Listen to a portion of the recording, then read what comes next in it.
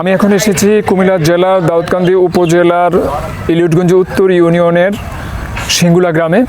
এখানে শ্রী শ্রী রাধেশ্যাম যে মন্দির রয়েছে বা এখানে পুণ্যস্নান প্রতি বছর হয়, এখানে শ্মশান ঘাট রয়েছে।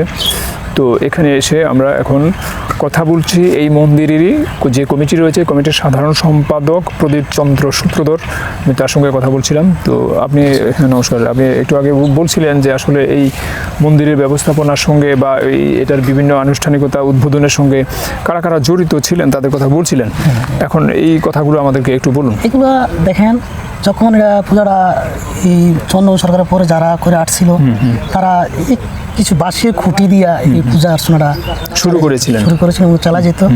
এরপরে এই আমার কাকা যেটা বললো যে আমাদের তানের উনার এসে গুরু ভাই, আমার এসে গুরু, উনার একটা উদ্যোগ নিল যে এইভাবে তো পূজা করা যায় না। তো আমরা একটা কাজ করি, তবে দেখি আমরা সবাই সম্মিলিতভাবে কিছু আর্থিক যোগান দিয়ে নিয়ে একটা প্রাতিষ্ঠানিক কিছু করা যায়, প্রচেষ্টা ওদিকে আমরা এগিয়ে যাই। তখন এই গ্রামবাসী, এই রবীন্দ্র ভৌমিক, মানিক দাস, আরও অন্যান্য কৃষ্ণ ভৌমিক, ওরা সবাই সম্মিলিত হয়ে গেছে গোসাই এখন কীভাবে করা যায়। তাহলে ওটা আমরা করতে হইলে সবাই আমার সাথে থাকতেইব।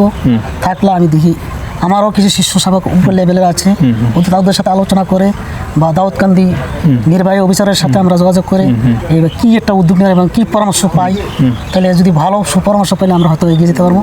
তখন এই তৎকালীন এই দাউদকান্দি উপজেলা নির্বাহী অফিসার ছিলেন বনমালী বাবু, ওনারে আমরা আনার জন্য ওই আমাদের গুরুদেব অনেক আহ্বান করে আনা হয়ে পর্যায়ক্রমে বনমালী বাবু কি এসেছিলেন এখানে? বনমালী বাবু শেষ পর্যন্ত এই আমরা কয়েকবার যাওয়ার পরে এই বনমালী বাবু দরখাস্ত দেওয়ার পরে বনমালী বাবু সারা দিয়ে হ্যাঁ যাবো ওখানে সরজমিন দেখবো। এখন দেখে গেল, দেখার পর এবার উনি আবার নিজে আসা এই কাজগুলো উদ্বোধন করলো। এই মন্দিরের উদ্বোধন কত বছর আগে? ধরুন এটা 2007 সালে। এবং নিজে উদ্বোধন করলো, করার পরে উনি আবার কি করলো, তৎকালীন একটা বাজেট করলো প্রায় 40,000 টাকা মতো। যাক, ওই বাজেটটা আমরা যতটুকু সম্ভব পাইছি সেটা আমরা বলতে আর যাই না সামনে থেকে।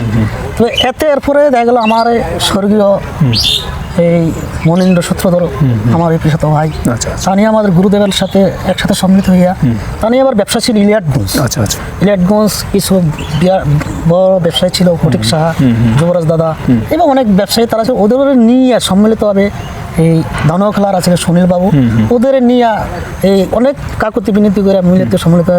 দেখেন আপনার তো ইলিয়াটগঞ্জ মন্দির আছে, তো আমারটা তো মন্দির নাই। তো আমার মন্দিরে যদি আপনারা একটু সহযোগিতা করেন বা একটু নজর দেন, তাহলে আমি একটা মন্দির দেখতে পাই। অবশ্যই। তো তখন এই তারা অনেক ইয়ার পরে তারা আহ্বান করলো এবং আসলো। আসার পর তারা এই বট গাছ দিকে দেখে তাকাইয়া এবং বসে অনেক তারা এই যে কত সুন্দর পরিবেশটাই তো মানুষকে বেশ আকৃষ্ট করলো। আকৃষ্ট করার পরে তারা ইয়া দিল যে হ্যাঁ আমরা এটার জন্য কিছু করবো। এখন বৈশাখের পরে এই যুবরাজ দাদা এবং ফটিক শাহ তারা বললো যে যুবরাজ দাদা নিল যে এই মন্দিরের কাজটা আমি করবো, যা লাগে। সুনীল বাবু বললো যে আমি এটাই যেগুলো আমি দেবো, যা লাগে। এরপর ফটিক শাহ যুবরাজ দাদা বললো যে আপনি কি করবেন, যে আমি গাটলা কাজ করবো। এই ব্যাগগুলো এই প্রতিষ্ঠানগুলো ওই সালে হয়ে গেছে। তা আমাদের এই তারা এখনো তারা আছে, তাদের সহযোগিতা এখনো এই অষ্টমী স্নানটা হয়, সার্বিক সহযোগিতা করে এবং সরকারের সহযোগিতা আমরা পাই। গত কাকার এই আহ্বানে উনি হিন্দু কল্যাণ ট্রাস্টের শ্যামল চক্রবর্তী আসছিল, ওনার সাথে সরকারি লোকও যে তারাও খুব এটার জন্য অনেক কিছু বলে গেছে এবং করার জন্য তারা অনেক আশ্বাস দিয়ে গেছে আমাদের যে এইটা হয়ে যাবো, আপনারাও কাজে এগিয়ে যান, এইভাবে তারা অনেক আশ্বাস আমাদের দিয়ে গেছে। ঠিক আছে, আপনার আলোচনার মাধ্যমে আসলে যারা এই প্রতিষ্ঠানের সঙ্গে নেপথ্যে আসলে সম্পৃক্ত রয়েছেন, যাদেরকে আসলে আমরা আজকে এই প্রোগ্রামের বা অনুষ্ঠানের মাধ্যমে আমরা দেখতে পাচ্ছি না, কিন্তু তাদের কথাগুলো আমরা আসলে আপনার বক্তব্যের মাধ্যমে জানলাম। এই তাদের অবদানগুলো আসলে আমাদের জানা প্রয়োজন ছিল। ভবিষ্যতে আবার যখন আমরা বিষয়গুলো নিয়ে কথা বলবো বা অনুষ্ঠান করব, তখন আমরা আরও যারা এই পর্যন্ত, যাদের শ্রমে ঘামে প্রতিষ্ঠানটি এই পর্যন্ত এগিয়ে এসছে, আসলে তাদের সবার কথাই আমরা স্মরণ করতে সশ্রদ্ধ চিত্তে চেষ্টা করব। এই চেষ্টা আমাদের অব্যাহত থাকবে।